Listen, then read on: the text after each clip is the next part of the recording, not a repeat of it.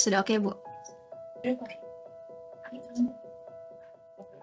Apakah makna dari sebuah nama? Kepedulian, perjuangan, reputasi, kepercayaan, janji pelayanan yang bermutu dan berawal dari hati. Selama 1 abad, Rumah Sakit Sin Carolus adalah nama yang setia hadir melayani masyarakat Indonesia. Nama yang telah dipercayakan selama 4 generasi untuk merawat keluarga Anda kini hadir lebih baik lagi.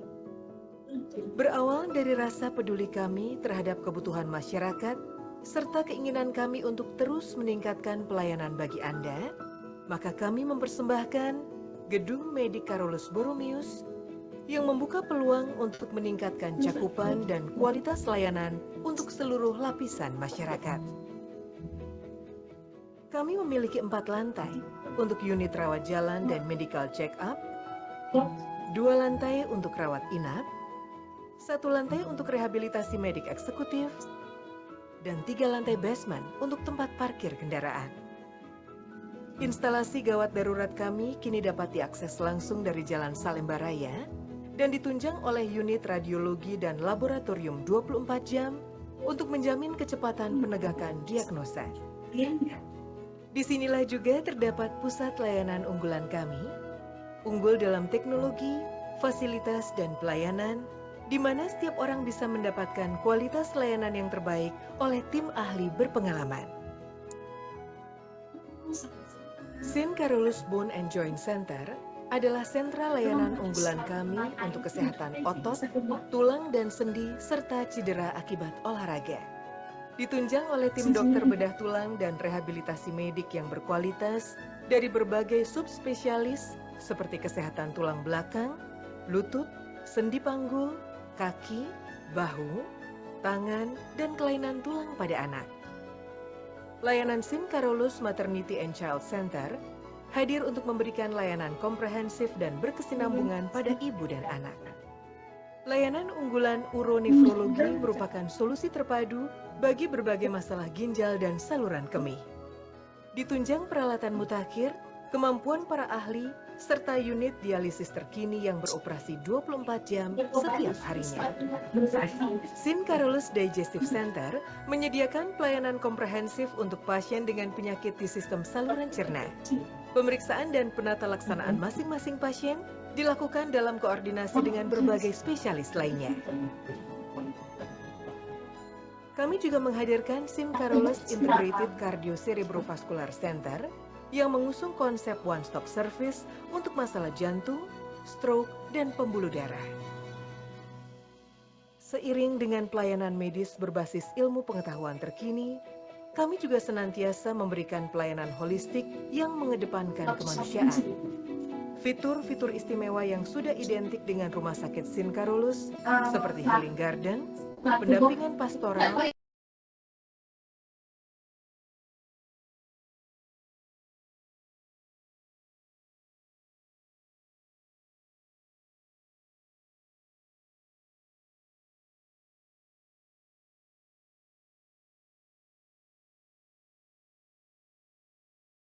Suaranya hilang ya, Bu Minda.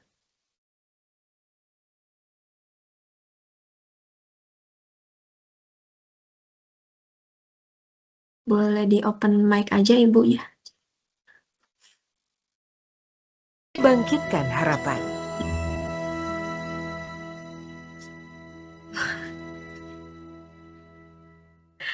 Oke, udah selesai malah ya Mbak. Jadi berarti tadi, mohon maaf sebelumnya, tadi kedengaran berarti apa enggak ya Mbak? Kedengeran Bu. Tadi sekitar 1 menit terakhir aja yang nggak terdengar suaranya. Baik, mungkin paling saya izin sebentar nambahin dikit ya Mbak. Nah untuk Iya, Carolus ini boleh sendiri, di oke baik, makasih Mbak Ayu, terima kasih buat teman-teman semuanya dari Soho udah memberikan kepercayaan kepada Rumah Sakit Sin Carolus untuk memberikan sharing session terkait kesehatan untuk diabetes sendiri nanti yang akan dibawakan oleh Dr. Ardeno dari Rumah Sakit Sin Carolus. Jadi untuk teman-teman nanti kalau misalnya mau datang ke Rumah Sakit Carolus nggak apa-apa, kami tunggu kedatangannya untuk berkunjung ke rumah sakit Sin Carolus bukan mesti karena pasien sakit ya. Jadi mungkin bisa untuk medical check up ataupun nanti kita jalan-jalan dulu ya. Kita di rumah sakit Carolus bukan hanya ada di pelayanan kesehatan, juga ada beberapa medical check up, ada juga di home care, ada juga kita untuk pelayanan di penitipan anak. Biasanya untuk ibu-ibu atau orang tua bekerja yang bingung untuk menitipkan anaknya ke siapa sih, di Rumah Sakit Karolus sudah tersedia untuk hal tersebut. Gitu sih Mbak Ayu. Dari saya, terima kasih buat waktu dan kesempatannya. Saya kembalikan lagi kepada Ibu Ayu. Ya, terima kasih Ibu Minda Sima atas company profile-nya ya. Oke, baik Bapak Ibu Soho People, selanjutnya kita akan mendengarkan bersama pemaparan materi dari Dr. Ardeno mengenai diabetes. Bapak Ibu silakan cantumkan pertanyaannya di kolom chat ya, nanti kita akan bahas bersama di sesi Q&A. Kepada Dr. Ardeno, saya persilahkan. Boleh di open mic dulu dok? Terima kasih Mbak Ayu, Ya. saya izin chat. Silakan dok. Ya, sebentar Mbak. Apakah ini kelihatan Mbak Ayu? Ya, tinggal di ini dok, di preview. Ya. Oh, sebentar, emang Windows. Sebentar ya, saya ulang sebentar.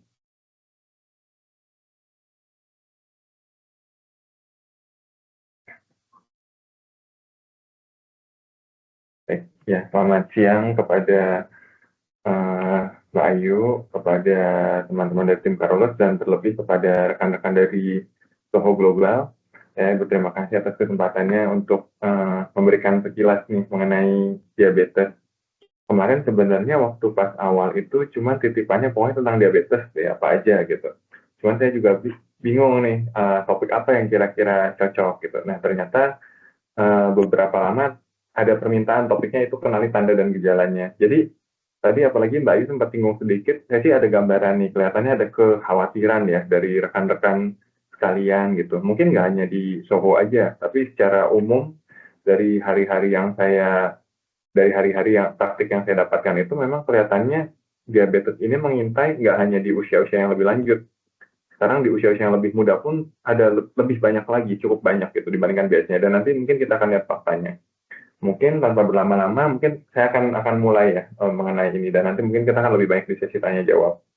Jadi yang pertama-tama itu saya mau tanya dulu nih, apa sih diabetes mellitus? Soalnya selama ini gini, mungkin teman-teman kadang-kadang tahu ya, oh ini sakit diabetes, oh ini sakit gula. Tapi begitu dalam beberapa kali kesempatan, misalnya saya tanya secara langsung kepada beberapa pasien ya, Pak, diabetes apa sih? Nah, kadang-kadang orang tuh bingung, oh apa ya gitu loh. Jadi tidak ada bayangan bahwa diabetes itu apa. Selama ini pokoknya tahu diabetes itu ya sakit gula gitu. Tapi begitu saya tanya lagi, emang sakit gula tuh gimana Pak? Nah, jadi orang itu ketika ditanya sakit gula, taunya adalah, wah ini nanti kalau udah sakit gula itu pokoknya kena sakit jantung, gagal ginjal, segala macam. Itu tuh lanjutannya. Tapi apa sih filosofi dasarnya sakit gula gitu? Kenapa begitu mengerikan gitu ya? Kenapa orang takut? Nah, sakit gula ini nih, yang saya sempat tulis di sini, poinnya adalah, sebenarnya dia bukan, artinya itu bukan sekedar gula darah tinggi, atau tadi masalah ada sakit jantung, dan lain-lain. Inti utama dari arti kata diabetes adalah dia kehilangan kemampuan tubuh untuk mengatur gula darah. Ya, atau kalau lebih pakai bahasa lebih medis namanya kehilangan kontrol glikemik.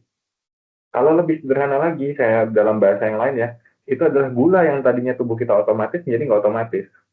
Sebagai contoh nih, mungkin kalau teman-teman di sini atau rekan-rekan di sini ada yang biasa bawa mobil atau bawa motor ya, tadinya bawa motor matic ya, tiba-tiba kita bawa motor atau mobil matic, tiba-tiba kita jadi manual.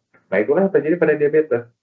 Tubuh kita nih, ini kan pada gambar di sini ya, ketika kita makan, itu kan gula kita naik. Karena kan makanan itu tidak bisa tidak bisa diserap dalam bentuk makanan utuh, tapi akan diubah menjadi gula terutama untuk bahan bakar utama kita. Nah, kalau kita tidak diabetes, ketika kita makan gula akan naik, tapi otomatis ada batasnya. Jadi dia akan batasnya segini.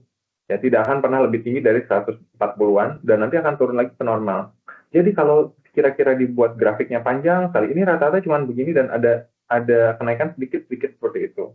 Nah, jadi gula kita relatif flat lah panjang hari.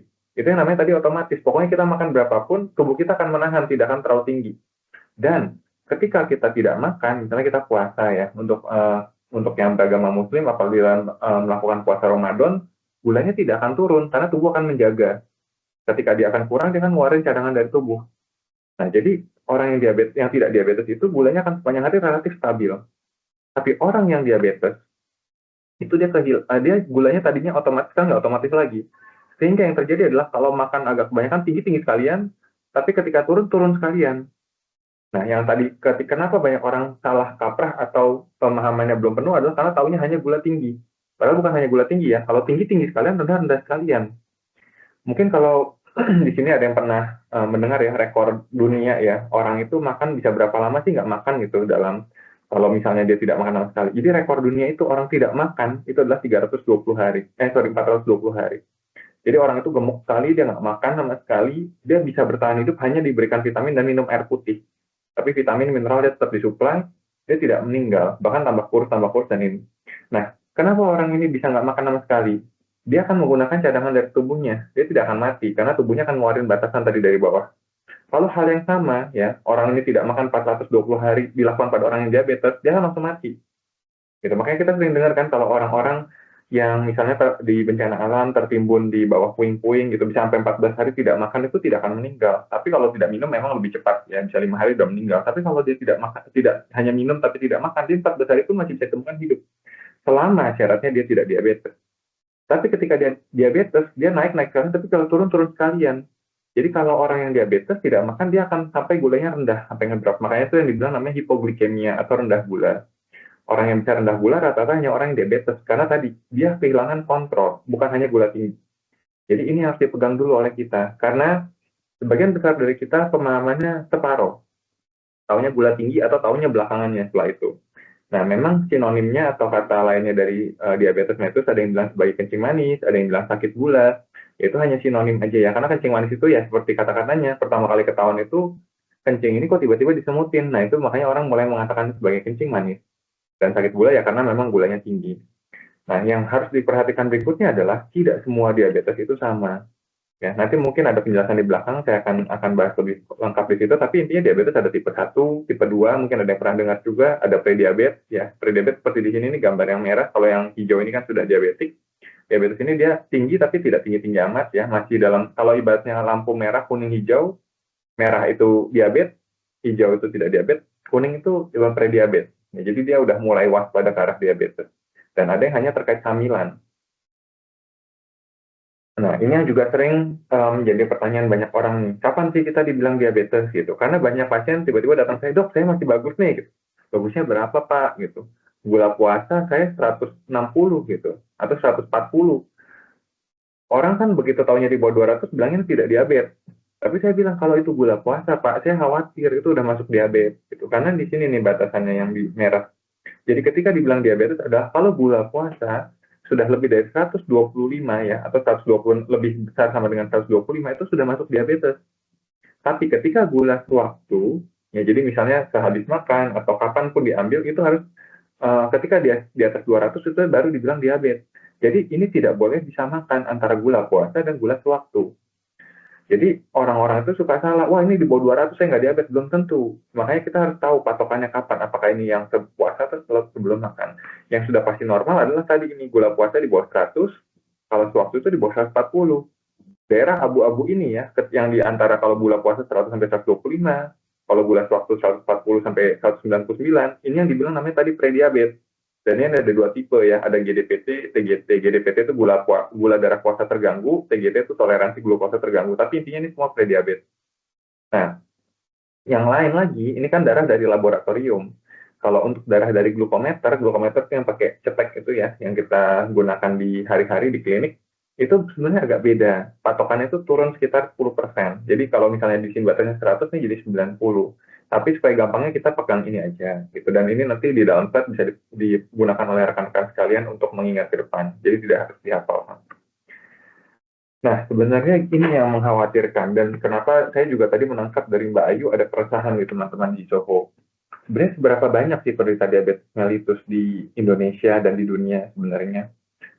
datanya waktu itu saya pakai data yang sudah agak lama, tapi kebetulan memang ada data yang lebih diperbarui, walaupun ini juga tidak baru-baru amat, yaitu data tahun 2021.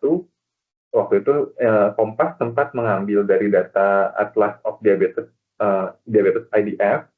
Ini ternyata negara dengan jumlah penderita diabetes tertinggi di dunia adalah China, ya, Tiongkok, karena memang jumlah penduduknya paling besar. Kedua India, gitu, kedua terbesar juga.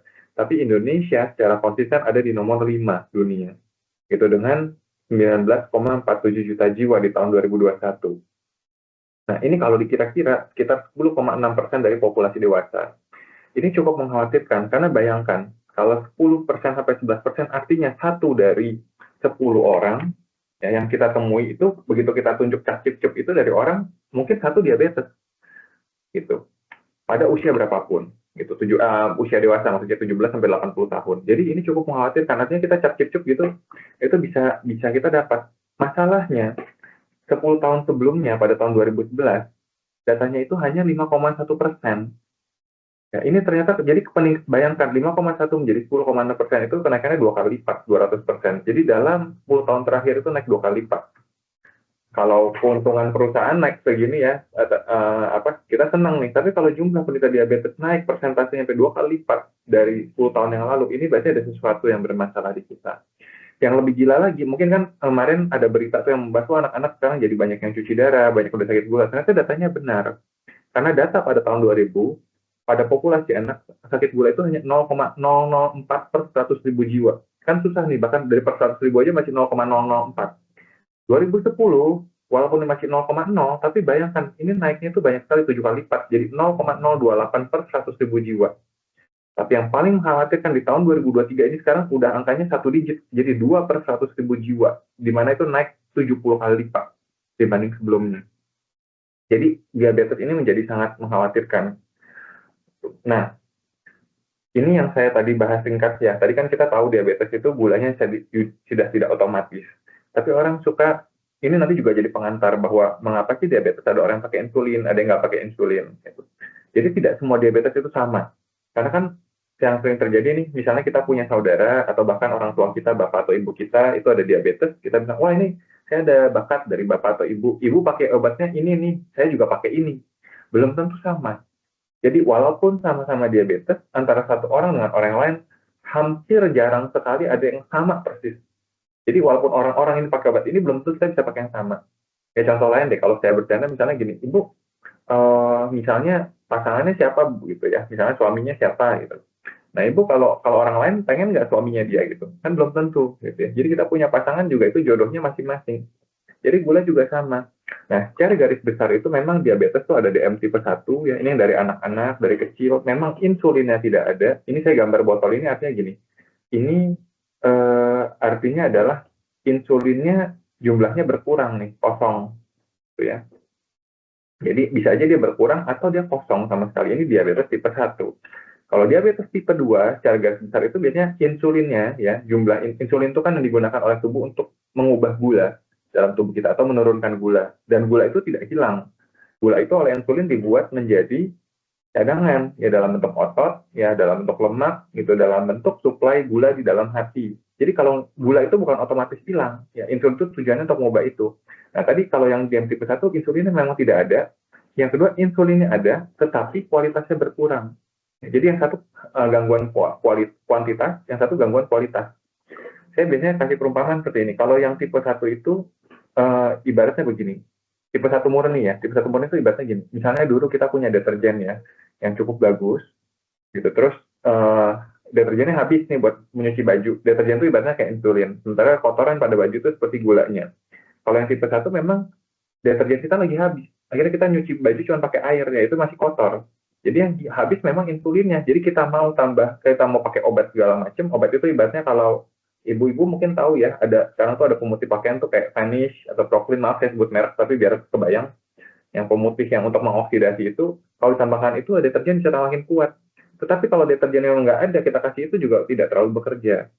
Nah, kalau itu tipe 1, jadi memang deterjennya habis, insulinnya nggak ada atau habis. Tipe 2, itu deterjennya ada, tapi mungkin dulu kita pakai deterjen yang bagus ya, misalnya kita beli yang paling bagus nih, ada beberapa merek ya yang ibu-ibu tahu yang harganya lebih mahal, terus kita downgrade, kita beli yang lebih murah. busanya tetap banyak, tapi kok kotoran nggak bersih-bersih gitu. Jadi sebenarnya jumlah barangnya ada. Misalnya dulu kita pakai 1 genggam, sekarang 1 genggam dengan merek yang lebih murah, loh kok tetap nggak bersih deterjennya. Nah itu yang dibilang DM tipe 2. Jadi jumlahnya tetap sama, tapi kualitasnya berkurang drastis. Gitu. Dan ada diabetes yang gabungan tengah-tengahnya nih, namanya LADA, Latent Autoimmune Diabetes in Adults, itu tipe 1,5. Saya ngomong di sini bukan untuk buat bingung rekan-rekan ya, tapi intinya adalah tidak semua diabetes itu sama. Ada yang tipe 1,5, jadi 1,5 itu punya gambaran seperti tipe 1 dan tipe 2. Dan orang suka keliru. Tipe 1 ini justru tidak terpengaruh sama keturunan. Ya. Jadi kalau dia dari anak kecil sudah diabetes, justru belum tentu dari orang tuanya itu udah ada diabetes. Itu autoimun. Dan LADA ini yang tipe tengah-tengahnya nih. Dia bisa dari kecil, tapi dia punya sifat turunan seperti tipe 2. Jadi kalau yang ada bakat itu adalah lebih ke tipe 2. Dan ada diabetes tipe lain tadi seperti disinggung sekilas itu ada gestational diabetes mellitus atau diabetes pada kehamilan, ada MODY, maturity onset diabetes of young, ini tuh yang dari muda tapi nggak tinggi-tinggi amat dan ada banyak tipe-tipenya dan lain-lain gitu. Jadi yang terjadi pada banyak orang adalah diabetesnya itu campuran antara profil ini sama profil ini. Jadi misalnya gini, yang satu ini memang ada orang yang insulinnya udah berkurang, kualitasnya juga berkurang. Tapi ada juga orang insulinnya masih banyak, tapi kualitasnya berkurang drastis. Tuh biasanya gemuk sekali, gulanya jadi tinggi. Begitu dikasih obat, bisa turun. Tapi ada juga orang yang insulinnya udah habis sekali, kualitasnya masih bagus. Kita kasih obat apapun nggak berefek, tapi begitu dikasih insulin langsung bagus. Nah inilah yang membedakan tiap orang tidak ada yang sama gitu ya. Ada orang yang dari awal memang perlu insulin, ada yang dari awal kalau nggak pakai insulin nggak akan turun gitu ya. Ada yang nggak perlu sama sekali. Nah, yang menjadi pertanyaan sebenarnya siapa sih yang berisiko menderita diabetes mellitus gitu. Dan dalam hal ini ya, kalau kita ngomong risiko, kita ngomong lebih ke tadi yang diabetes mellitus tipe 2 yang memang dari bakat kita dan memang kita hajar terus-terusan ya dengan pola yang tidak baik gitu. Karena kan kalau yang tipe 2 tadi memang udah ada bakat dan memang berkaitan dengan makanan dan lain-lain, faktor lain-lain itu. Nah, jadi ini orang-orang yang memiliki faktor olahraganya kurang atau aktivitas fisiknya kurang, berat badan berlebih, ya ada riwayat keluarga. Ingat tadi yang diabetes tipe 2 justru yang riwayat keluarga dan pola makan yang tidak baik. Gitu. Mungkin ini sih klise dan semua juga udah tahu, cuman tetap kita harus mengingat hal ini lagi.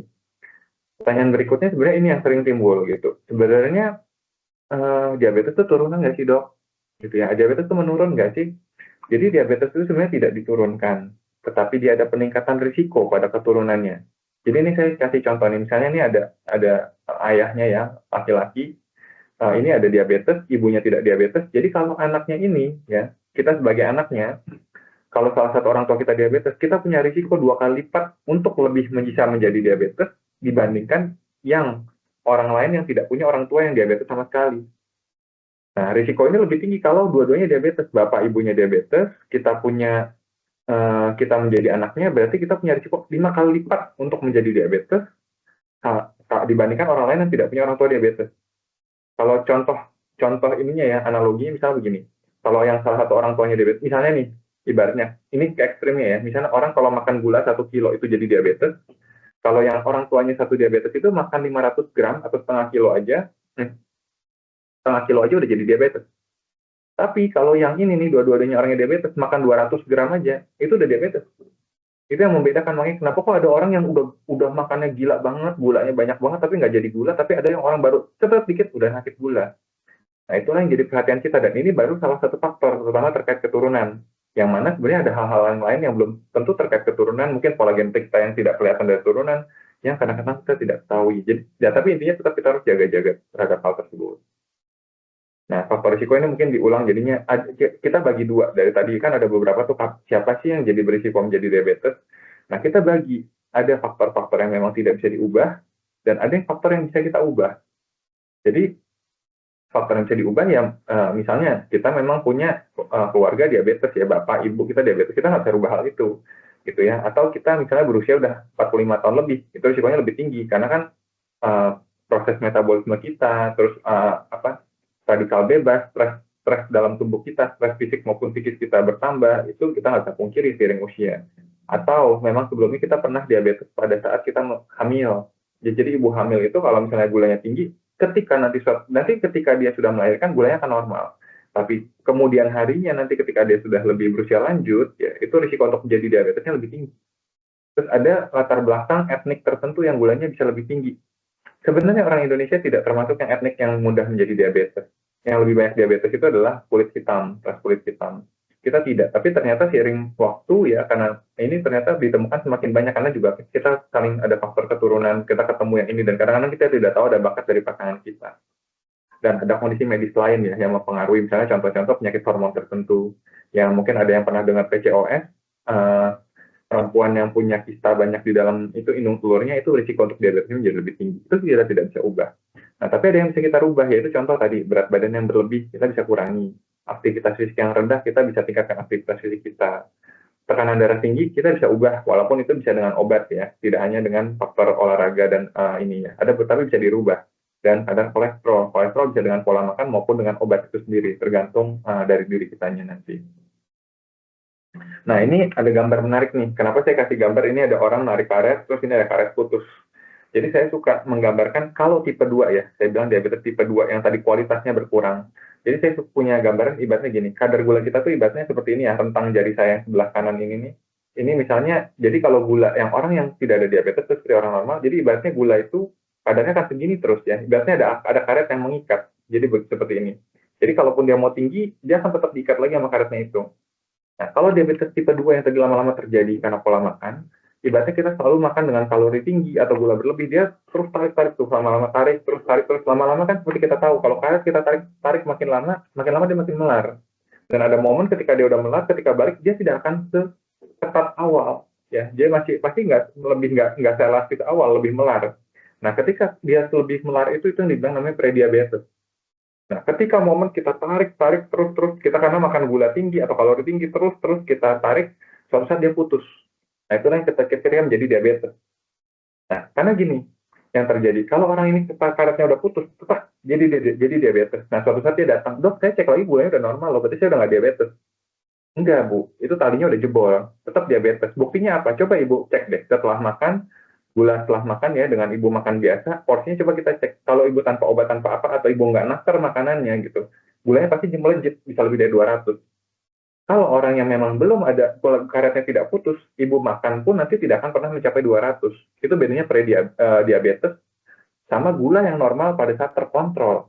Walaupun itu dikontrol dengan pola makan dan olahraga. Jadi inilah kalau kita memang tipe 2, kita hindari sekali kita menarik-narik karet kita. Nah, ini tantangan terbesar kita nih, karena gangguan imannya banyak nih ya. Kalau misalnya kita nggak kuat iman, kita makan berlebih, kita narik karet kita terus-terusan. Belum lagi sekarang kan kita harus ngopi, segala macem. Kadang-kadang kita tergoda, kopinya yang lebih enak, yang manis, dan lain-lain. Nah, nanti mungkin kita lebih banyak di sesi diskusi ya. Nah, hubungannya apa ini saya ada bahas di sini. Ternyata konsumsi gula kita juga nggak sedikit-sedikit amat loh. Gitulah. Indonesia itu sebenarnya biasanya kalau saya sesinya interaktif langsung ketemu tatap muka, biasanya saya tanya, ada yang bisa nebak nggak di Indonesia itu satu orang makan gula tuh rata-rata berapa kilogram gitu, atau berapa banyak setahun. Ternyata di Indonesia itu ya satu orang, tapi ini kan per kapita ya, tidak semua orang sama, tapi kalau dipatok rata, satu orang itu rata-rata mengkonsumsi 26 kilogram gula per tahun. Kalau di Amerika bisa lebih gila lagi, bisa 2 kali lipat kita, 50 sampai 52 kilogram per tahun. Tetangga kita Malaysia tinggi sekali tuh, karena dia banyak teh tarik segala macem gitu ya. Cuman ini juga cukup mengkhawatirkan loh. Bayangin ya, kita punya 26 kg, kita masukin ke tubuh kita setiap tahunnya. Nah, itu yang menjadi faktor risiko kita. Tadi yang saya bilang, kita kayak narikin karet sampai kita melar dan putus. Gitu. Terus yang kedua, kenapa sih gula ini menjadi populer gitu ya? Ini sih saya cuma bahas sekilas aja. Cuman dulu waktu tahun 1960 sampai 1970 itu banyak penelitian, terutama di Amerika. Mereka itu peneliti-peneliti besar di sana tuh selalu bilang, wah ini kalau masalah sakit jantung segala macam ternyata itu berkaitan sama lemak, makanan berminyak segala macam. Tidak pernah ada yang mengatakan bahwa wah ini karena makanan yang banyak karbohidratnya, ini itu karena gula. Baru belakangan ternyata ketahuan bahwa gula ini juga membuat banyak masalah terkait diabetes maupun secara tidak langsung menyebabkan masalah trigliserid dan lain-lain. Gitu. Jadi kita harus mulai mengubah paradigma kita. Wah ini saya nggak makan minyak-minyak kok bisa kena gini. Karena banyak pertanyaan gitu, dok saya tuh makan udah nggak banyak, gitu. Saya udah nggak makan minyak-minyak gitu. Tapi ternyata kalori kita tetap berlebih. Mungkin tidak hanya gula saja gitu, tapi kalori kita berlebih. Nah ini yang tetap bermasalah. Dan orang Indonesia ini ya, saya suka bercanda, kadang-kadang over karbohidrat loh. Gitu ya. Contoh, kalau kita buka kotak makan kita nih, kalau kita dapat cateringan. Kadang-kadang kan ada cateringan yang isinya nasi kotak tuh, nasi, mie goreng, ya, terus kentang balado, ya, pisang, kerupuk. Nah itu kan karbohidrat semua. Ya protein ada tapi sekucret sekali gitu. Jadi akhirnya dan pola ini ya berlaku banyak di banyak tempat gitu ya memang, dan orang menganggap itu kadang-kadang wajar gitu. Ya tadi saya bilang kayak tadi makan nasi sama pisang kan nggak apa-apa dok, pisang kan buah, tapi pisang itu kalorinya lumayan loh gitu loh, itu pisang segini tuh kira-kira separuhnya nasi, jadi kalau kita makan gitu juga kita kayak nambah karbohidrat saja gitu. Jadi disinilah paradigma orang Indonesia yang ketika makan kalau nggak ada karbohidrat tertentu itu rasanya nggak makan gitu ya. Ya contoh kayak tadi kalau misalnya udah ada kentang balado segala macam gitu, apakah perlu nasi? Nggak, belum tentu perlu gitu. Tapi kadang-kadang orang Indonesia begitu ini kentang balado, padahal itu kan tadi ada kentang balado, pisang segala macam, karbohidratnya udah cukup. Kalau tanpa nasi bisa nggak? Bisa gitu. Tapi kalau itu rasanya udah makan belum gitu. Jadi ini yang paradigma yang kita harus ubah. Dan contoh ternyatanya terbaru adalah gini, WHO itu menetapkan sejak 2 tahun terakhir ini untuk anak-anak tuh sekarang tidak perlu porsi karbohidrat terlalu banyak gitu. Jadi sekarang udah tidak wajib tuh nasi terlalu banyak pada anak-anak ya. Ini contoh nyatanya pada anak-anak gitu. Jadi untuk porsi protein, daging, lemak segala macam lebih banyak, lebih itu boleh. Jadi itu adalah contoh perubahan paradigma. WHO aja udah mulai berubah gitu. Jadi kita sudah harus mulai mengubah pola pikir kita juga. Nah baru sebenarnya ini nih titipan ya, sebenarnya tadi titik kalau menjawab hanya kenali tanda dan gejala diabetes, sebenarnya slide-nya hanya ini. Tapi sebelum sampai ke sini, menurut saya lebih penting kita tahu diabetes itu apa. Karena itu tadi yang saya bilang ya, begitu ditanya diabetes saja, yang bisa jawab tuh mungkin hanya 1% orang, diabetes itu apa sih gitu. Nah, tanda dan gejala diabetes itu baru ini contoh-contohnya, dan ini rata-rata tipe 2, walaupun tipe 1 juga seperti ini ya, pada beberapa hal. Yang pertama ini sering berkemih, ya. Kok jadi kencing terus gitu ya. Padahal biasanya tuh kencing dikit, tapi malam-malam sekarang kebangun kencing, bisa 2 kali, 3 kali, atau 4 kali, lebih parah lagi, atau siang-siang kencing terus gitu. Tapi keluarnya banyak, gitu. Itu karena gulanya itu narik, gulanya itu pas keluar di kencing, kencingnya itu jadi kental. Kalau dulu kita diajarin SD ada namanya osmosis, dia ketarik, airnya makin banyak. Terus berat badan turun. Ya kenapa berat badan turun? Kan orang diabetes biasanya gemuk-gemuk, betul. Tapi ketika suatu momen dia menjadi melewati titik ambang tertentu, terus berat badan bisa turun drastis. Jadi orang diabetes itu kan tadi gulanya tinggi pas dicek. Jadi gulanya tinggi, tapi gulanya nggak bisa dipakai. Contohnya gini nih, teman, misalnya kita rekan-rekan ini punya duit banyak ya, gitu ya, 1 triliun misalnya, terus ditaruh di lemari besi, terus duitnya dimasukin situ, dikunci, terus kuncinya disimpan, kuncinya hilang suatu saat. Nah sekarang kita tanya nih, lo kaya apa? Kamu kaya nggak sih? Kaya, duit gue 1 triliun gitu. Ya udah bayarin gue makan dong. Nggak bisa, duit gue kekunci. Gitu. Kaya sih kaya, duitnya banyak, secara tertulis banyak, tapi bisa dipakai nggak bisa. Jadi diabetes seperti itu, gulanya banyak tapi tidak bisa dipakai. Kenapa? Karena insulinnya tidak ada yang untuk ready membantu itu dalam proses yang bisa diolah. Itulah yang namanya diabetes. Nah, ketika kita banyak duit ya, atau kita banyak gula tapi nggak bisa dipakai, ya akhirnya berat badan turun. Gitu. Karena nggak bisa disimpan di otot. Insulin kan tadi saya bilang, dia menyimpan di otot, dia menyimpan jadi cadangan, jadi lemak gitu loh. Ada titik poin ketika dia kebanyakan duit tapi nggak bisa dipakai, ya ujungnya sama aja. Kayak tadi kan duit 1 triliun, tapi nggak bisa dibuka, yang ngutang akhirnya. Itulah yang terjadi, makanya jadi loss. Terus mudah haus. Ini mudah haus berkaitan sama yang sering kencing. Gulanya keluar di kencing, dia narikin air dari tubuh, akhirnya kita minum lagi gitu. Dan minum itu tujuannya buat ngencerin gula yang di dalam tubuh juga. Terus cepat capek. Sama ini hubungannya sama tadi, gulanya banyak tapi nggak bisa dipakai. Jadi gula tinggi, tapi kok kita ngantuk ya? Karena nggak bisa dipakai. Jadi kita ngantuk mulu, capek mulu. Karena banyak uang atau banyak gula tapi nggak bisa dipakai. Nah, berat badan naik ini adalah pada tadi tahap-tahap awal tertentu. Ketika ini bermasalah baru timbul ke sini. Nah, terus luka sulit sembuh. Nah, ini berkaitan sama ketika gula itu banyak, bakteri suka. Jadi dia timbul di situ lebih mudah dan akhirnya menghambat proses penyembuhan. Selain itu, gula itu juga lama-lama membuat plak di pembuluh darah dan menyebabkan aliran pembuluh darah ke area luka itu menjadi berkurang. Jadi cepat lebih susah sembuh. Terus banyak tidur, ngantuk. Terus tadi hubungan sama mudah lelah juga. Dan mata bisa kabur. Karena ketika gulanya berlebih, indeks bias ya, kalau dulu kita diajarin fisika, jadi kekentalan mata kita berubah. Gulanya jadi banyak di situ. Akhirnya menjadi blur ya, atau kabur. Nah, ini contoh lain, ada gambaran namanya akantosis nigricans. Ini contoh pada tipe 2 atau orang yang resistensi insulin, yang tadi saya bilang ya, insulinnya ada tapi nggak terlalu baik. Nanti dia kadang-kadang ini nih, ada hitam-hitam di leher. Tapi bukan daki. Ya, jadi ini lo jorok nih, nggak mandi. Lihat deh, ini orang ini kan putih, bersih, segala macam, tapi sininya hitam. Nah, ini contoh namanya contoh signifikan. Jadi kalau kita lihat ada rekan kita yang itu, coba deh mulai perhatikan, kalau ada ini gitu, coba deh cek gitu ya, jangan gulanya mulai tinggi gitu. Jadi kita juga punya awareness untuk rekan-rekan kita yang lain. Nah, ini saya nggak promosi, tapi kapan sih kita harus medical check up lebih dini? Karena kan tadi titipannya kenali tanda dan gejala gitu. Sebenarnya kan kalau dulu dibilang kita ya udahlah ntar kalau udah kepala 5 baru kita mulai medical check up. Tapi kapan sih kita bisa lebih dini? Ya, satu, kita misalnya berat badannya memang berlebih, ya hidupnya kurang sehat ya. Jadi tadi misalnya kita memang tahu diri nih, makannya memang banyak, gulanya juga banyak, olahraga juga nggak ada. Oke lah, kita perlu medical check up lebih awal. Terus emang timbul tanda dan gejala diabetes seperti yang disebutkan di slide sebelumnya. Tadi ada faktor risiko keluarga yang kita tidak bisa ubah. Ibu kita ada diabetes, bapak ada diabetes. Waduh, risiko kita 5 kali lipat. Kalau kita nggak cross-check, tiba-tiba kita jebol duluan. Atau kita keburu ada penyakit lain. Taunya ada darah tinggi dulu, kolesterol dulu, sakit jantung. Jangan-jangan berhubungan gitu ya. Kita harus cek. Saya sempat cek juga, bilang juga tadi ada wanita yang dengan masalah PCOS, Polycystic Ovarian Syndrome. Yaitu masalah kistanya jadi terlalu banyak dan itu menyebabkan regulasi hormonnya berantakan. Gitu. Dan itu menyebabkan gulanya lebih gampang tinggi. Atau tadi wanita yang udah pernah waktu hamil gulanya tinggi, tapi hanya pas hamil aja, itu suatu saat lebih mudah untuk diabetes lagi. Atau wanita yang melahirkan bayinya besar, di atas 4 kilo, ya itu biasanya insulinnya sudah ada masalah sedikit di situ. Nah, pertanyaan berikutnya ini, kalau memang sudah amit-amit ya, sudah dikatakan memang ada gula, ya diabetes, itu terdiagnosis itu, jangan hindari dengan kata-kata vonis ya, kita tuh tidak pernah memvonis, vonis itu untuk istilah hukum. Dokter itu mendiagnosis gitu loh. Kita bukan mengatakan, oh Bapak jadi gula nih. Enggak, Bapak gula tapi kita jadi ketahuan dengan diagnosis. Jadi ketika sudah terdiagnosis, kita ngapain? Ya. Ini saya kan kasih gambar ini nih, ada gigi mobil ini tadi, gigi matic nih. Ini jadi manual nih, kalau Bapak-Bapak atau Ibu-Ibu yang nyetir tahu. Nah, artinya apa? Kalau memang akhirnya kita tadinya udah otomatis, ya gulanya, sekarang jadi manual, ya kita kontrol jadi gigi manual. Cara kontrol manual gula tuh gimana? Ya, apa sih yang naikin gula? Jawabannya makan gitu loh. Jadi kalau naikin gula gampang, naikin gula dengan makan. Ingat tadi yang saya bilang, gula itu pada diabetes dia tidak otomatis naik sekali, turun sekali. Jadi kita mengatur dengan pola makan itu membatasi supaya gula itu tidak naik amat. Sehingga ketika naik segini, begitu kita turun tidak turun amat. Jadi dia seperti bergelombang. Nah itulah kita yang bilang jadinya kontrol dengan manual itu adalah mengatur pola makan, kita buat manual dengan itu, jumlah pola makannya dan lain-lain. Apalagi itu yang naikin gula kan dari makan, kita atur supaya dia tidak naik terlalu lebih. Nah, bagaimana kita supaya bisa nurunin gula? Ya jawabannya beraktivitas ya.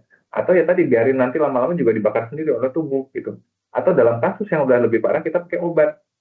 Nah, kalau kita awal belum punya patokan atau memang kasus orang yang gulanya benar-benar naik turunnya berlebihan, karena tiap orang beda-beda, ada yang naik turunnya fluktuatif sekali, ada yang relatif cuma nggak tahu banyak. Kita perlu pedoman. Ya kalau mobil itu kan ada speedometer. Kalau di sini ya kita pedomannya dalam bentuk glukometer ya atau alat cek gula kalau kita ingin diketahui. Tapi tidak semua orang perlu glukometer karena ada orang yang wah ini pakai minum obat ini juga udah dapet takarannya gitu loh. Jadi nggak semua orang harus beli ya, itu yang kita ketahui. Nah, yang harus kita ketahui juga sebenarnya diabetes itu tidak sembuh gitu, tapi dia bisa dikontrol dan bisa dicegah. Karena konsep orang sembuh tuh ada 3 sebenarnya ya. Yang satu tuh misalnya sembuh total kayak orang sakit batuk pilek itu sembuh total gitu setelah selesai minum obat atau misalnya nanti sudah pulih. Kalau diabetes darah tinggi itu selama kita kontrol dia jadi normal, tapi sembuh enggak. Misalnya nih orang ini, wah ini saya gulanya jadi normal loh dok, padahal saya nggak pakai obat. Ya Anda terkontrol dengan pola makan dan olahraga. Perlu obat nggak? Belum tentu. Tapi Anda mengontrol secara sadar. Nah, kalau yang ketiga tuh nanti yang hubungannya sama autoimun namanya remisi ya. Itu suatu saat bisa sembuh nggak pakai obat tapi bisa kambuh lagi. Tapi diabetes itu seperti yang kedua tadi. Dia bisa dikontrol. Sama kayak orang pakai kacamata deh. Bu, saya matanya udah jelas nih. Kan nggak mungkin ada dokter ngomong, Bu, ibu kan udah jelas nih pakai kacamata, ngelihatnya jelas. Kacamatanya copot aja deh gitu. Kan selama pakai kacamata kita bisa ngeliat jelas. Nah, itulah bedanya terkontrol dan sembuh total. Nah, saya masuk ke yang tadi nih. Bagaimana sih supaya kita bisa ngontrol manual ya? Kalau ibaratnya ini kalau orang dulu pakai mobil matic, sekarang pakai mobil manual kan masukin giginya harus pas. Kalau mau jalan pelan ya pakai gigi 1 gitu. Tapi kalau mau kencang pakai gigi 5. Nah, ini kalau di pola makan, ya ini ada yang namanya 3J. 3J itu namanya jenis, jumlah, dan jadwal. Soalnya orang suka nanya, gimana sih dok kalau gula itu pantangannya apa? Ya, ini pertanyaan yang paling penting, pantangannya apa? Sebenarnya di dunia ini ya, hampir nggak ada pantangan. Kecuali Anda alergi sekali, makan itu bisa mati. Contoh ada orang alergi kacang, makan kacang mati. Oke lah, Anda nggak boleh makan kacang, pantang. Tapi kalau pertanyaannya pantang apa? Nggak harus pantang, tapi Anda harus menerapkan 3J ini. Ya, jenis, jumlah, jadwal. Dan ini tidak hanya orang diabetes, kita pun boleh yang tidak diabetes untuk menghindari itu. Nah, jenis itu artinya apa? Pilih yang, kalau ada pilihan makanan ya yang karbohidratnya lebih baik, atau misalnya pilihan makanan jenis lebih baik, pilih yang lebih baik. Contoh, kan sekarang banyak yang populer tuh, roti biasa sama roti gandum bagusan mana dok? Roti gandum oke gitu. Tapi saya suka bercanda juga, roti gandum memang roti biasa dibuatnya dari apa sih gitu. Tepung terigu emang bahan bakunya apa gitu. Kadang-kadang orang bingung, tepung terigu dari apa ya? Ya itu dari gandum kan Bu, saya bilang gitu. Jadi kalau orang bilang roti gandum ya semua dari gandum. Cuman bedanya ini bijinya lebih kasar gitu loh. Jadi kadang-kadang kita juga hati-hati ya, banyak jebakan-jebakan Batman seperti itu. Jadi kalau misalnya kita pilih yang lebih baik gitu. Nasi sama pisang, bagusan mana pisang. Tapi kan nggak semua orang suka loh makan pisang terus pakai daging gitu ya. Tapi kalau pilihan karbohidrat ada yang lebih baik, pilih yang lebih baik. Ini contohnya nih, ada yang namanya indeks glikemik rendah. Mungkin sering dengar ya dari ada salah satu iklan makanan tuh yang suka bilang ini indeks glikemik rendah. Oke, itu salah satunya. Tapi banyak yang lain-lain. Kalau ada yang lebih tinggi yang lebih rendah, kita pilih yang lebih baik, yang lebih rendah. Contoh nasi putih, nasi merah lebih baik nggak? Lebih baik. Kenapa? Karena indeks glikemiknya lebih rendah. Keluar gulanya lebih pelan, intinya begitu. Terus yang kedua jumlah. Ya, kita udah pilih jenis lebih bagus nih, makan nasi udah nasi merah dok gitu, tapi makannya 3 bakul. Sama aja bohong. Selama jenisnya benar tapi jumlahnya nggak benar, akan sama aja bohong. Patokannya gimana sebenarnya kalau jumlah? Banyak contoh. Ini contoh dari Eropa nih. Katanya kalau laki-laki itu kalau itu kalau karbohidrat itu satu porsi dari telapak kita, kalau yang sayurnya itu segede kepalan tangan. Tapi saya udah pernah coba ke di sini saya muntah gitu loh, kebanyakan, mana tangan saya gede banget gitu kan. Jadi saya sih patokannya gini, kalau mungkin banyak orang di sini yang suka ini, gimana sih yang suka ngejagain baterai handphone, gimana sih cara ngecas handphone supaya awet gitu. Kalau bisa kan sebelum 80% udah dicabut, sebelum 20% udah dicas gitu. Jadi jangan sampai terlalu itu. Nah, mirip ternyata filosofinya buat tubuh kita. Kalau bisa nih kita ya, sebelum lapar banget, kira-kira udah 20% tingkat kenyang kita, udah mau lapar tapi nggak sampai lapar banget, kita udah makan. Ya, dan begitu kita udah makan, ya sebelum kenyang kita udah berhenti, 80% kita udah berhenti. Kalau ini kan ada beberapa yang menyatakan kalau Nabi bilang pokoknya berhenti sebelum kenyang gitu loh. Dan itu benar sekali gitu. Karena kita tidak membuat itu tadi yang saya bilang, karet kita dijebolin. Nah ini contohnya jumlah yang kalau patokannya, walaupun nanti banyak cara lain. Yang ketiga jadwal gitu loh, jadwal makan. Jadi ini pun jadwal yang secara umum ya, sebenarnya pola makan macam-macam, ada yang cocok, ada yang nggak cocok. Contoh kan, dok kalau diet puasa intermittent boleh nggak? Boleh, ada orang yang cocok, tapi ada orang yang tidak cocok. Banyakkan orang gula bisa jadi tidak cocok gitu ya. Tapi kalau ada yang cocok silakan, bahkan membantu sekali. Nah, jadwal ini makanya saya klarifikasi nih contoh secara umum. Jadi kan ini tadi yang saya bilang, kalau orang yang sudah diabetes gulanya kan naik turun. Nah, kita berusaha supaya nggak naik-naik amat, begitu turun dia nggak turun-turun amat, sudah ada snack misalnya ini makan dikit. Ya, naik dikit. Terus dia mau turun lagi dia udah makan siang. Gitu. Sehingga orang yang biasanya normal begini, kalau orang sakit gula kan kalau nggak diatur dia akan naik turun sekali. Jadi dia membuat seolah-olah seperti datar padahal dia agak bergelombang. Nah, ini saya ada titipan nih, kalau makanan kan, wah ini tadi makan pantang apa? Sebenarnya saya bukan pantang, tapi hati-hati ketika milih makanan gitu loh. Ini kan tadi ada bilang indeks glikemik tinggi, indeks glikemik rendah, kalau ada yang lebih rendah, pilih yang lebih rendah. Tapi saya mau bahas ini nih, yang kearifan lokal ya. Ada makanan yang kelihatannya sehat, tapi nggak sehat itu. Contoh saya tanya, biasanya apa nih yang sehat? Dok, saya tuh udah sehat loh, tiap hari makan sayur gitu. Sayurnya apa Bu? Gado-gado. Lah, gado-gado saya tanya, Bu, Ibu gado-gado tahu nggak bumbu kacang bahannya apa? Bumbu kacang itu bahannya kan taunya cuma kacang aja gitu. Bu, kacangnya diulek pakai apa Bu biar bisa coklat gitu. Saya suka tanya, suka pancing. Kadang-kadang orang bingung. Itu kan pakai gula merah Bu, itu gula juga. Gitu. Makanya orang kalau makan gado-gado gulanya naik nggak? Naik banget, tinggi banget gitu. Pasien saya tiap hari kesini saya suka gemes. Pak, udah dibilang jangan makan pecel juga, tiap kesini naik mulu sampai 300 kan saya bilang. Jangan pecel lah Pak gitu. Tapi yang ada di depan cuma pecel gitu. Itu contohnya salad gitu. Kalau salad hubungannya saya bukan ke gula, tapi salad itu ya, apalagi ada orang saya pernah ketemu, saya tiap hari udah makan salad tuh, tapi kok kolesterol saya tinggi sampai 300. Saya tanya mayonesnya berapa banyak Bu, saya sampai penuh gitu kan. Mayonesnya enak tuh kalau dicampur ke sayur ya. Mayones saya tanya bahannya dari apa, nggak tahu dok gitu. Mayones itu kan dari kuning telur, pakai minyak ya, minyak apapun, biasanya minyak nabati ya, bisa sunflower, bisa pakai minyak kelapa sawit, kadang-kadang cuma baunya lebih nggak enak, dikocok, diemulsifikasi, nah itu jadi mayones. Sekarang bayangin tuh minyak ketemu minyak, jadi kan sausnya mayones itu minyaknya minyak gitu, badan kolesterol, makanya kolesterolnya jadi tinggi. Makanya hati-hati, wah saya udah makan salad sehat gitu, tapi dressingnya nggak sehat gitu. Oat instan tuh sebenarnya kalau oat zaman dulu ya, itu harus direndam dulu 8 jam baru bisa diolah. Kalau ini oat zaman sekarang kan dituang air panas aja udah jadi gitu. Itu nggak sesehat, itu udah diolah, jadi naikin gula nggak sebagus dulu untuk menahan gulanya naik. Terus hati-hati dengan makanan-makanan ultra processed food gitu. Misalnya, dok saya pagi-pagi sarapan udah sereal kan sehat gitu.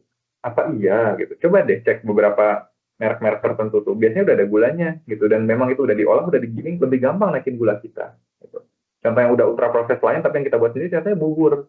Kenapa orang sakit makan bubur? Karena dia rasa ngunyah segala macam. Dan kalau tubuhnya perlu kalori tambahan buat ngebakar itu, dia akan lebih capek gitu. Kalau udah dibikin jadi bubur kan dia lebih nggak capek untuk ngolahnya karena dari gula udah langsung lebih cepat naik gulanya. Tapi kalau orang lagi nggak sakit ngapain makan bubur gitu ya? Kecuali doyan sekali ya. Saya nggak, nanti saya dibilang apa, membuat usaha-usaha rumah makan bubur jadi bermasalah. Enggak ya. Kalau suka silakan. Terus tadi yang saya cerita over karbohidrat, kadang-kadang makanan kotak tadi yang saya cerita ada nasi, ini kentang balado gitu ya. Jadi titipannya adalah kalau misalnya kita lagi makan tertentu, coba deh lebih mindful sedikit. Bahan makanannya apa sih gitu. Biasanya kan ibu-ibu yang tahu, tapi bapak-bapak juga mungkin bisa bisa cek dulu nih, makanan saya isinya apa ya gitu loh. Bahan bakunya apa gitu, supaya kita lebih aware makanan sehat atau enggak. Nah, tadi saya sempat bahas kan mengenai yang karet itu kan artinya kalori itu terlalu diregangkan. Nah, kita biar ada patokan nih, patokan kalori makan tuh berapa sih? Saya nggak bahas lama, cuman biar teman-teman tahu, rekan-rekan tahu, supaya sebagai gambaran nih ya, satu tangkap nih kalau kita yang di fast food ya, KFC atau McD itu satu tangkap gini itu kira-kira 200 kilokalori. Atau porsi biasa makan kita kalau standar gitulah 200 kilokalori. Coba deh lihat nih, ini kalau kita makan cheesecake nih ya, cheesecake nih, ini 400 kilokalori. Bayangin dok, kayak 2 piring nasi. Makanya ada pasien bilang, dok saya makan itu udah dikit gitu. Tapi kok saya nggak turun-turun? Gue makan kue-kue nggak, cheesecake. 400 kilokalori, sekali makan aja udah 2 piring nasi. Gitu loh. Kadang-kadang nih kalau kita lagi di hotel nih dapat breakfast, kita ngambil waffle banyak-banyak, pancake banyak-banyak. Belgian waffle satu piring gini, satu porsi pakai butter, pakai maple syrup itu udah 400 sampai 500 sampai hampir 600 kilokalori, 3 piring nasi loh, bayangin. Nih apa fries, apa kentang goreng gitu. Kalau kita dapat yang taburan gitu ya, itu aja udah 90 udah kayak satu piring nasi. Kadang-kadang kita makan KFC udah ada nasi, udah ada ayam, pakai kentang pula lagi gitu loh. Jadi hati-hati, ini burger tuh satu burger yang komplit, cheeseburger itu bisa sampai 875 kilokalori, kayak hampir 4 piring nasi loh, bayangin. Gitu. Jadi agak hati-hati ya, tergantung burgernya juga ya, seberapa porsinya besarnya. Jadi yang saya mau bilang adalah coba lihat, kadang-kadang kita udah nggak makan karbohidrat banyak, tapi makanan kita banyak kalorinya tertinggi. Gitu, karena bahan bakunya. Nah ini contoh lain, maaf saya nggak tutup merek lagi, tapi contoh biar kita tahu cara, mungkin kan beberapa di sini sering kali kalau kita ke supermarket kita beli makanan ada tulisan nutrition fact-nya atau fakta nutrisi, tapi kita nggak perhatikan gitu. Makanya saya mungkin mau ajarin sedikit cara bacanya. Contoh nih, ini kan ada satu gambar minuman bersoda ya, minuman kaleng. Ini contoh kalorinya 140 kilokalori, berarti kan ya nasi apa 3/4-nya nasi lah ya tadi ya kira-kira ya gitu. Nah ini lemaknya nggak ada segala macam. Lihat gulanya berapa nih, 39 gram ya, dan ini serving size 1 can, berarti artinya ini 1 kaleng. Jadi dalam 1 kaleng itu dia ada 39 gram gula. Ya, sebagai patokan, 1 sendok makan itu 10 gram. Berarti ini kira-kira ada 4 sendok makan dalam 1 kaleng. Ini kalau kita minum, masuk 4 sendok makan gula, nggak masalah. Tapi begitu kita dijejelin 4 sendok makan gula, mau nggak kita? Gitu loh. Nah, itu kita biar kebayang, wah gila, saya masukin gula sampai 4 sendok makan loh. Gitu ya. Nah, ini contoh lain nih. Mungkin ada yang tahu ya, ini kalau ada keripik yang warnanya gini nih, kalau kita ke supermarket, mungkin ada yang pernah beli atau pernah tahu, pasti tahu lah. Ini keripik singkong kan, ini keripik singkong yang warnanya begini. Kita harus tahu nih cara bacanya. Lihat di sini, ada namanya jumlah sajian per kemasan. Jadi artinya satu bungkus terdiri dari 9 porsi. Ya. Dan satu porsinya, lihat nih, jumlah persajian 100 kilokalori. Jadi jangan ketipu, oh ini cuma 100 kilokalori. Kecil nih, 100 kilokalori cuma separuh nasi, habisin satu bungkus. Nah yang terjadi adalah, ini 100 kilokalori satu porsi, tapi ini isinya 9 porsi, jadi 100 dikali 9, 900 kilokalori. Jadi kalau kita ngabisin satu keripik singkong satu bungkus itu, kita bayangin kayak makan 4,5 piring nasi. Padahal kita bilang, wah saya makan di sedikit, tapi untuk keripik singkong banyak banget. Nggak bakal turun. Gitu loh. Nah ini hati-hati, gulanya nggak banyak, iya benar karbohidratnya, tapi kalorinya banyak banget. Dari mana? Dari lemak yang tinggi. Gitu. Karbohidratnya juga tinggi. Ini contoh lain nih, ini yang warna merah, ini kalau ini snack yang buat anak-anak ya, Contohnya 110 kilokalori, wah kecil nih, cuma separuh nasi. Tapi lihat, 3 sajian per kemasan, berarti 330. Makanya anak kita kalau dikasih makan ini, mau makan nasi, udah kenyang. Gitu ya. Atau malah tetap nggak kenyang bisa makan nasi, tapi kan nambah kalorinya, bisa sampai 500-600 kilokalori sendiri. Kita aja, orang dewasa makan 600 tuh udah kadang-kadang enak. Ya, mungkin itu. Nah, terus tadi kan saya bilang ini tadi tuh masih semuanya terkait makanan. Yang kedua tadi terkait olahraga. Olahraga yang benar tuh gimana sih? Ada namanya fit ya. Yaitu kalau bisa 30 menit per hari, ya sekali jalan tuh kalau bisa 30 menit, 3 sampai 5 hari seminggu. Nah, ini yang jadi masalah adalah kadang-kadang orang 3 hari, saya udah olahraga 3 kali seminggu loh dok gitu loh. Tapi Jumat, Sabtu, Minggu.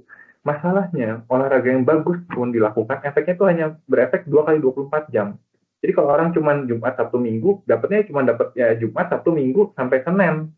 Ya setelah sampai Kamisnya nggak ada efek olahraganya, gitu ya. Metabolisme tidak meningkat, gitu. Nah supaya kalau kita juga tahu diri sesuai ininya usia dan memang kemampuan kita batasi dengan ini intensitasnya sedang. Jadi kita hitung nadi kita, ada hitungannya ntar boleh disalin ya 220 dikurang usia dikali 70% itu nadi maksimal kita. Kalau kita udah lebih dari itu artinya kita udah kapasitas kita udah nggak mampu. Dan tipenya tipe aerobik, boleh ditambah dengan weight training belum saya edit.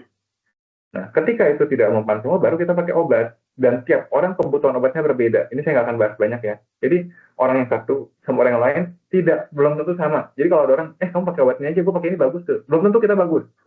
Kita aja disuruh beli baju, lu beli baju kayak gue aja bagus. Belum tentu kita mau. Ada orang kurus banget pakai baju slim bagus, terus ini kita berat badannya gede, suruh ini beli pakai baju ini aja. Nggak muat kita. Nggak cocok. Jadi, coba ikuti arahan dan yang sesuai dengan profilnya. Dan pakai insulin itu belum tentu penyakit sudah berat. Ya, tadi yang saya sempat bahas, ada orang memang dari awal kurang insulin, kuantitasnya yang berkurang bukan kualitasnya. Nah, kenapa diabetesnya perlu diobati? Karena kan, nah ini baru tadi panduannya kita itu obatin, bukan berarti gula ini adalah sama dengan ini, tapi kita obatin gula supaya tidak timbul seperti ini ya, yang kakinya jadi bermasalah, katarak lebih awal, atau gangguan penglihatan karena kena di saraf mata, atau ini cuci darah. Gitu. Jadi mungkin kesimpulan singkatnya ya, diabetes mellitus itu kita harus tahu dulu. Artinya adalah ketika kondisi tubuh kehilangan kontrol terhadap gula darah, jadi nggak otomatis lagi. Terus kenali faktor risikonya, lakukan apa yang bisa kita rubah. Terus tanda dan gejala diabetes kita kenali, kalau memang perlu kita ada faktor risikonya, medical check up lebih awal. Terus diabetes tidak bisa sembuh, tapi bisa kita kontrol. Hati-hati pilih makanan ya, banyak makanan yang tidak sesehat itu, dan terapi diabetes itu sifatnya personal. Jadi jangan pernah menyamakan satu yang sama yang lain, sesuaikan dengan kondisi fisik, psikis, sama sosial gitu ya. Kan obat juga pilihannya banyak, ada yang lebih mahal, ada yang lebih murah. Kita belum tentu yang lebih murah itu, contoh lah handphone.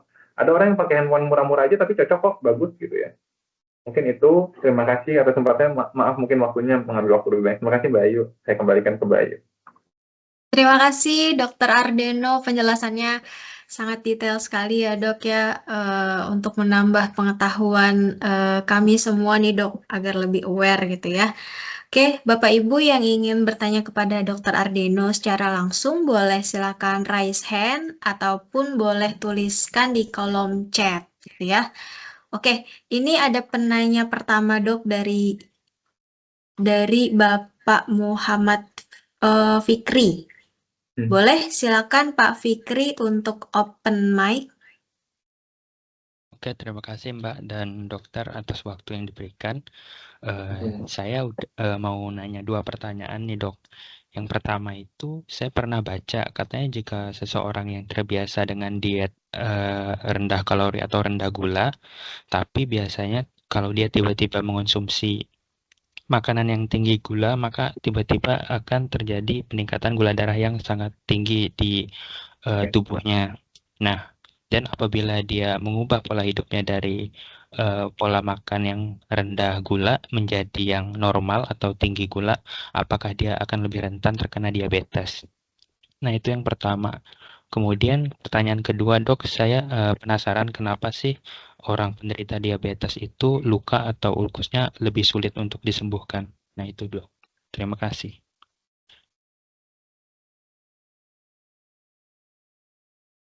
Ya, silakan Dr. Ardeno untuk menjawab pertanyaannya. Ya, Mas Fikri, terima kasih nih, pertanyaan bagus sekali. Jadi yang pertama yang orang dengan diet rendah kalori gitu ya, terus tiba-tiba mengonsumsi gula atau yang kalorinya tinggi, apakah gulanya jadi akan sangat tinggi? Dan apakah jadi lebih rentan diabetes? Jadi jawabannya belum tentu, tetapi saya setuju nih, tapi benar nih yang Mas Fikri bilang. Jadi kalau orang, kan kita biasanya udah membiasakan, sorry ya, saya mundur dikit nih. Biasanya nih orang nih udah biasa pakai toiletnya yang bersih segala macem gitu, tiba-tiba suatu saat pergi ke kampung toiletnya jorok, biasanya tuh langsung aduh gua nggak bisa nih pakai gini nih. Nah ini juga sama, orang udah biasa makan misalnya karbohidratnya tidak banyak, kalori rendah gitu, terus tiba-tiba makan yang kalorinya tinggi. Biasanya pada tahap awal ketika belum terjadi adaptasi, terjadi perubahan yang sangat nggak enak, Mas Fikri. Jadi orang itu kan udah biasa nih di stimulasi insulinnya keluarnya tidak terlalu banyak. Tapi ketika dia makan banyak, insulinnya keluar jadi banyak. Gitu. Dan dia kaget badannya biasanya pas awal-awal. Nah, ketika insulin keluar terlalu banyak, kadang-kadang malah gulanya lebih sering jadi lebih terlalu rendah, Mas Fikri. Gitu. Jadi keluarnya kadang-kadang banyak. Dan ini kita nggak bisa prediksi, tiap orang beda-beda. Ada yang tiba-tiba malah jadi terlalu rendah, ada yang memang jadi tinggi sekali. Tapi, dan ini kalau mau diprediksi, gimana dok, ada yang bakal kayak gini tinggi malah jadi rendah, itu tergantung apa badannya. Yang kedua, aktivitas setelah itu. Ada satu kejadian gini, ada orang nih misalnya udah lama nggak makan yang kalorinya tinggi, terus tiba-tiba makan yang bergula ya, minum minuman manis banget, habis itu dia habis itu aktivitas itu kan bakar gulanya, terus tubuhnya karena udah lama nggak ngeluarin insulin sebanyak itu, udah keluar banyak. Setelah keluar insulin banyak, dia nggak prepare, ternyata aktivitas juga ngebakar kalorinya, dia hipo. Jadi kan tadi saya bilang orang yang bisa gulanya rendah hanya orang yang diabetes. Tapi dalam kasus seperti ini nih, pengecualian kayak gini, karena tadi biasanya nggak makan yang gulanya banyak, tiba-tiba gula banyak dan dia kaget aktivitasnya lagi agak berat malah turun gitu. Makanya ada orang kan, wah ini sebelum aktivitas berat minum manis banyak-banyak, belum tentu. Dan orang-orang pelari maraton itu mereka tracknya bukan minum manis banyak-banyak paginya loh, tapi malam harinya mereka numpuk kalori banyak, makan pasta yang banyak gitu ya misalnya. Gitu. Jadi jawaban yang tadi kalau secara jangka pendek bisa terjadi ketika belum terjadi adaptasi bisa jadi masalah gitu. Biasanya kaget. Makanya kalau memang kita mau nambah kalori, misalnya nih orang ini kok kurus terus mau gemukin badan, kita naiknya juga bertahap supaya badan kita nggak kaget. Nah, yang kedua, tadi sebenarnya pertanyaan Mas Ika ada 3 tuh. Yang pertama, apakah kalau mengubah pola makan jadi lebih rentan terhadap diabetes tuh yang tadi rendah kalori? Tergantung, nggak juga. Karena faktornya bukan dari makanan saja. Kan tadi makanan salah satu faktor.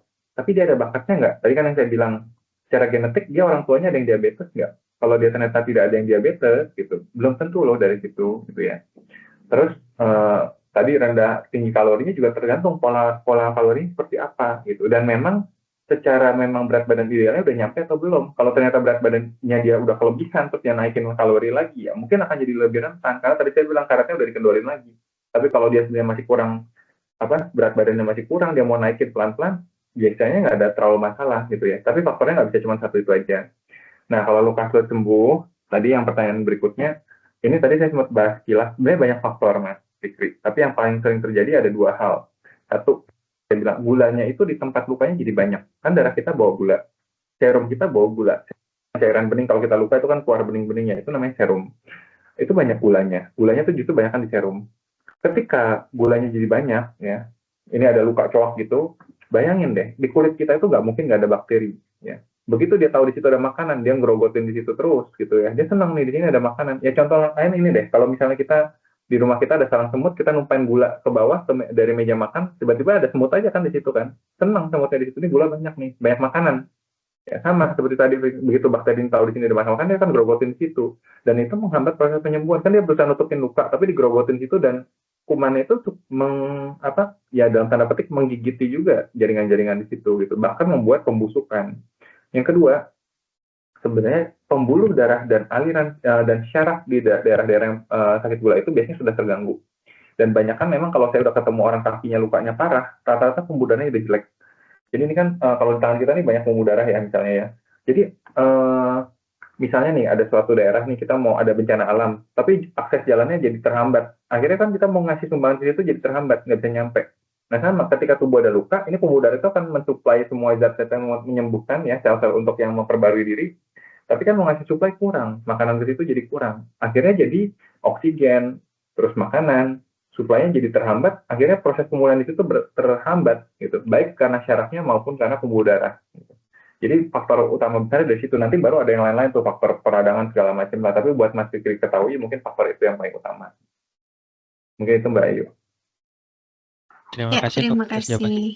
Ya, terima kasih Pak Fikri dan Dr. Ardino. Saya lanjut ke pertanyaan berikutnya ya dok ya, dari Ibu Eva. Izin bertanya mengenai perbedaan, ada penyebutan ini ya dok, diabetes basah dan diabetes kering gitu ya dok ya. Nah itu seperti apa? Apakah istilah itu memang ada di medis atau seperti apa? Dan kenapa diabetes harus sampai diamputasi dok? Silakan Oke. Dr. Ardeno. Sebenarnya yang kedua melanjutkan pertanyaan Mas Vicky juga ya. Jadi yang pertama dulu yang diabetes basah dan kering. Mungkin klarifikasi juga di sini. Sebenarnya kalau di medis tidak mengenal istilah diabetes basah maupun diabetes kering. Diabetes basah itu biasanya orang suka bilang, wah ini udah basah nih, karena kan lukanya basah atau susah sembuh gitu. Makanya dibilang ini diabetes basah. Sebenarnya ketika terjadi yang orang bilang diabetes basah atau luka yang tidak kunjung sembuh itu proses yang sudah berjalan lama.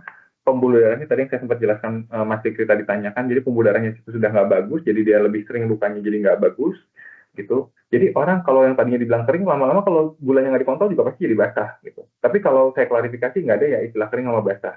Orang yang sudah basah biasanya sudah mengalami vaskulopati atau gangguan pembuluh darah dan neuropati, gangguan syaraf. Jadi penyembuhannya menjadi bermasalah. Jadi bukan berarti wah saya gulanya tinggi tapi saya kering.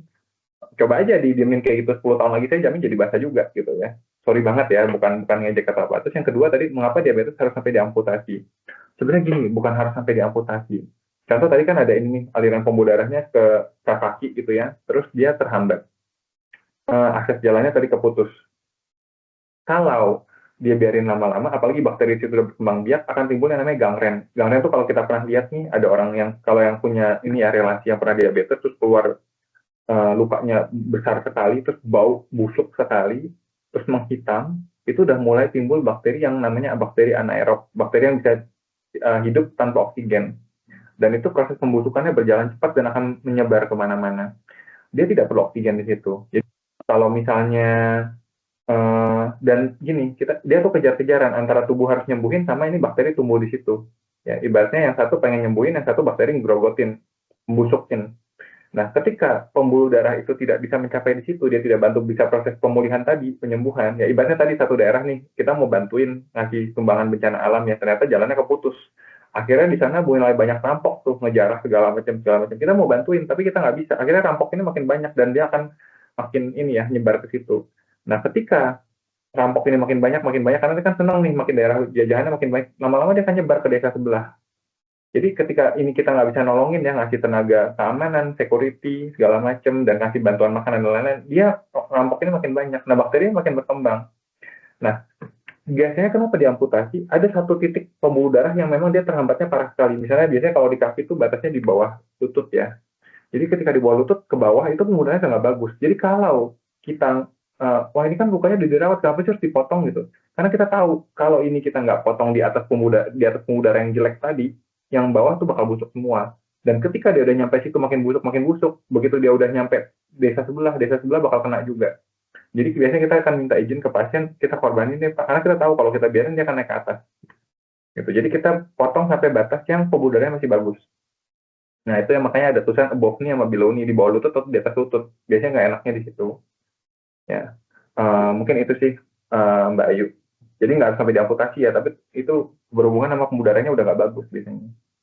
Oke, terima kasih Dokter Ardeno. Berarti dilihat kembali kondisinya ya dok. Jika memang pembuluh darahnya masih bisa diselamatkan, tentunya tidak ada amputasi itu ya dok ya. Namun sebaliknya juga, jika memang pembuluh darahnya sudah sangat terhambat, ya itu adalah pilihan terakhir ya dok ya.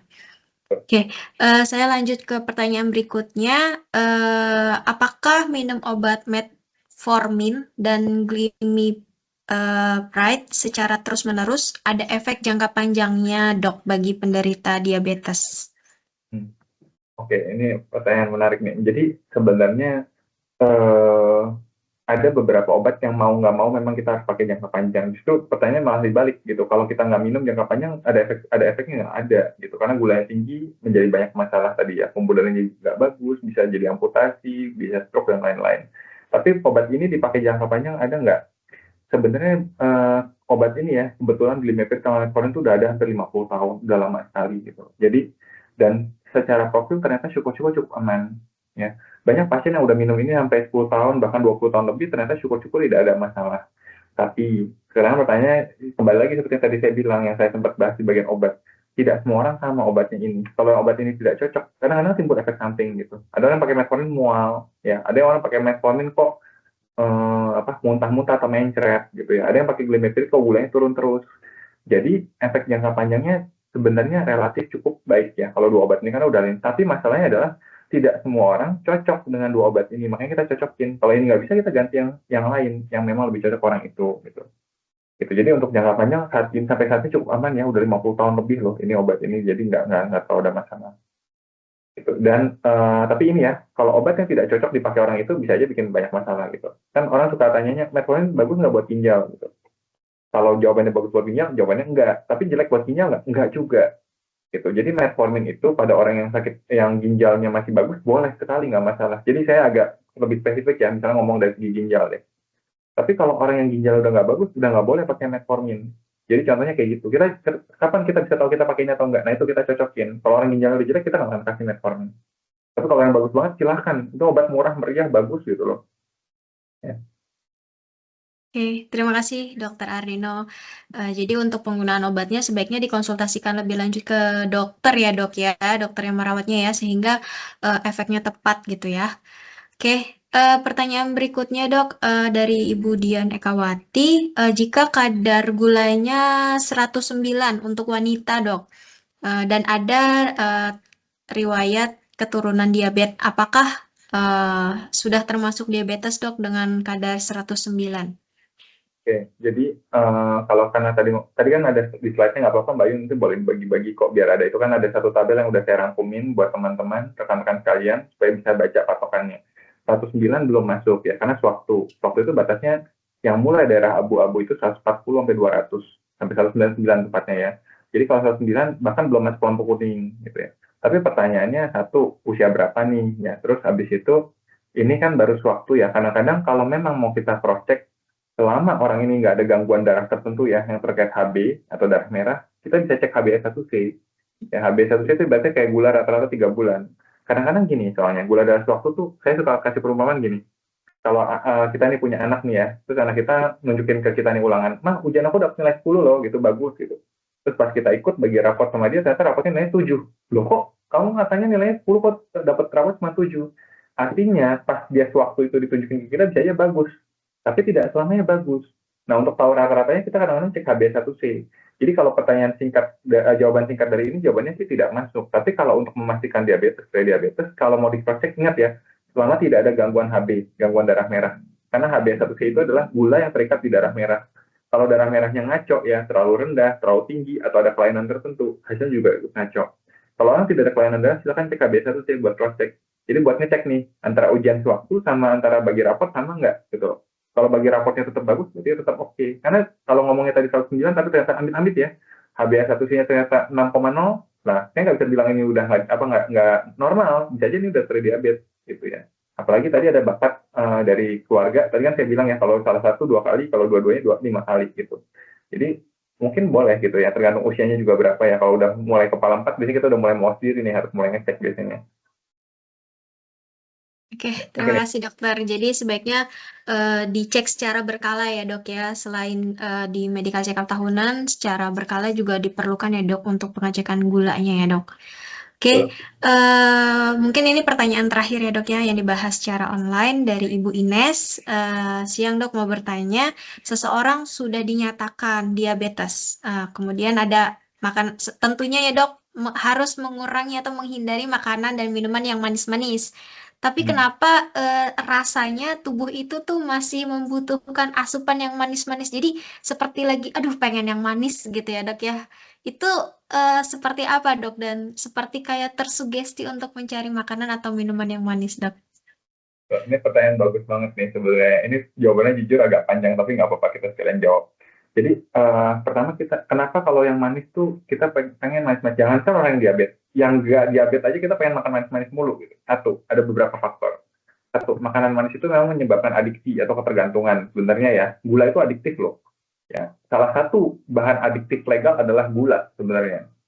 Kacang juga, kacang goreng nggak ada, saya bercanda kalau kacang. Karena orang kalau udah makan kacang terus ya. Tapi gula itu salah satu yang adiktif. Kenapa? Karena dia salah satu zat ya, atau bahan makanan yang bisa membantu pelepasan dopamin di dalam tubuh kita. Apapun yang menyebabkan kita ketergantungan atau adiktif itu biasanya berkaitan dengan pelepasan dopamin. Dopamin itu apa sih? Dopamin itu zat di dalam otak yang menyebabkan kita happy, senang, segala macam. Contoh, kita misalnya kalau buka Instagram, terus kita post, kita di like, itu dopamin kita keluar. Atau misalnya kita lagi dipeluk orang, kita dopamin keluar, gitu ya. Makanya orang pakai narkoba kenapa nggak bisa lepas? Karena dopaminnya keluar 100 kali lipat dibandingkan hubungan seks nih. Maaf ya, saya nyebut itu ya. Dopaminnya tinggi sekali gitu. Jadi sebenarnya gula itu naikin dopamin. Makanya kan banyak laki-laki yang bilang, dok saya sejak berhenti merokok jadi gemuk nih. Sebenarnya bukan karena berhenti merokok jadi gemuk.